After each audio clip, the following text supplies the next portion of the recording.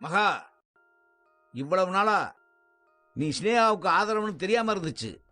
இப்ப நல்லா புரிஞ்சிருச்சுமா, நல்லா புரிஞ்சிருச்சு.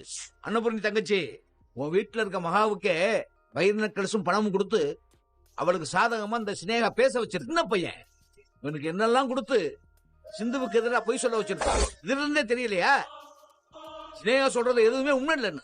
சிவா உனக்கு கிடைக்காத கோவத்துல அவரை பழி வாங்கணும்னு நினைச்சு சிந்துவ மலையில இருந்து தள்ளிவிட்டு அந்த பழிய நீ சிவா மேலேயே போட்ட. இப்ப ஜெயிலுக்கும் போயிட்டு வந்துட்ட. நீ இது வரைக்கும் பண்ணது எல்லாமே கிரிமினல் ஆக்டிவிட்டிஸ் தான். வாழ்க்கையில நீ யாருக்குமே உண்மையா இருந்தது இல்ல. உன்னை காதலிச்சவனுக்கும் நீ உண்மையா இல்ல, நீ காதலிச்சவனுக்கும் நீ உண்மையா இல்ல. நீ ஒரு மனசாட்சியே இல்லாத மிருகம்.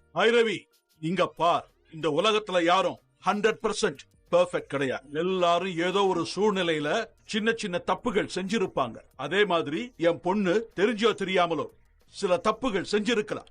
அதுக்காக என் பொண்ண தப்பானவன்னு சொல்லுவியா? She's a doctor. எத்தனை உயிர்களை காப்பாத்திருக்கா தெரியுமா? எத்தனையோ பேருக்கு இலவசமா ட்ரீட்மெண்ட் பண்ணி இருக்கா. அத பத்தி யாரும் பேச மாட்டீங்களே. இன்னைக்கு இவ்வளவு பெரிய பொய்ய சொல்லிட்டு அத உண்மைன்னு எல்லாரையும் நம்ப வச்சிட்டு இருக்காளே இந்த சிந்து.